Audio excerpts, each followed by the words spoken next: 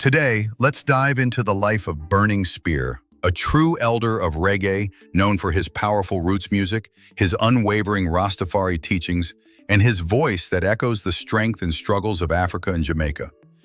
Burning Spear was born Winston Rodney on March 1, 1945, in St. Ann's Bay, Jamaica, the same parish that gave birth to Marcus Garvey and Bob Marley.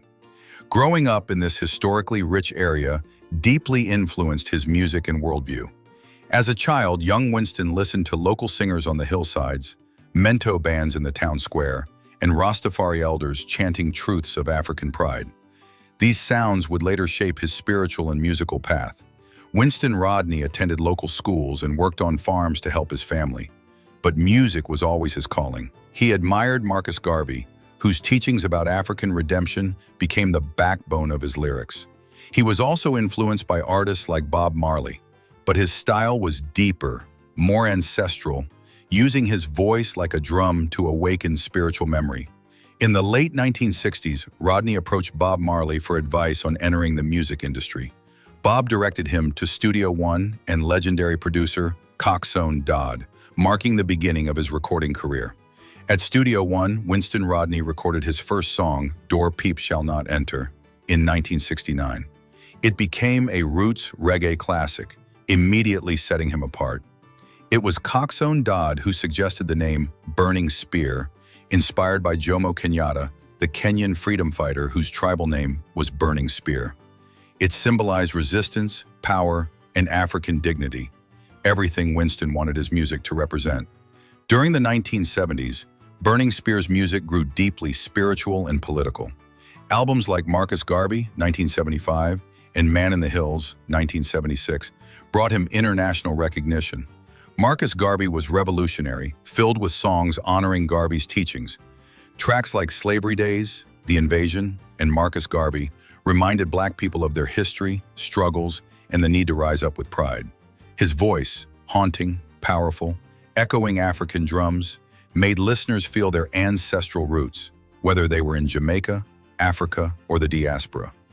Burning Spear signed with Island Records in the mid-1970s, joining Bob Marley and others. However, he never compromised his message.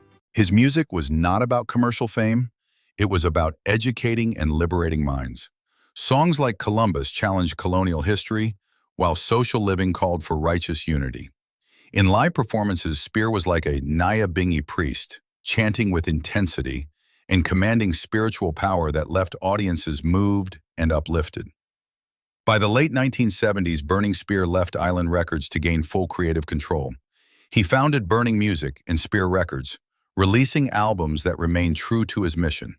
Albums like Hail, H.I.M., Resistance, People of the World, and Rasta Business continued to spread his uncompromising roots message, earning him Grammy nominations and wins. Burning Spear has been nominated for over a dozen Grammy Awards and won twice for Best Reggae Album, Calling Rastafari in 2000 and Jay Is Real in 2009. But for Spear, awards were never the goal. His focus remained on spreading Garvey's words, defending Rastafari, and giving strength to Black people everywhere. Today, Burning Spear is recognized as one of reggae's true living legends. He continues to tour globally, although less frequently due to age and health considerations. His music remains a pillar of roots reggae, pure, militant, spiritual, and educational. From Door Peep to Marcus Garvey to John O'Dead, every song is a chant of freedom and faith. Thank you for joining this journey through the life of Burning Spear, the voice of Marcus Garvey and the burning spear of reggae music. If you feel inspired by his mission and teachings, like and share this video, subscribe for more reggae legends, and comment below. What is your favorite Burning Spear song and why? Until next time, stand firm in your roots and let your spirit burn bright.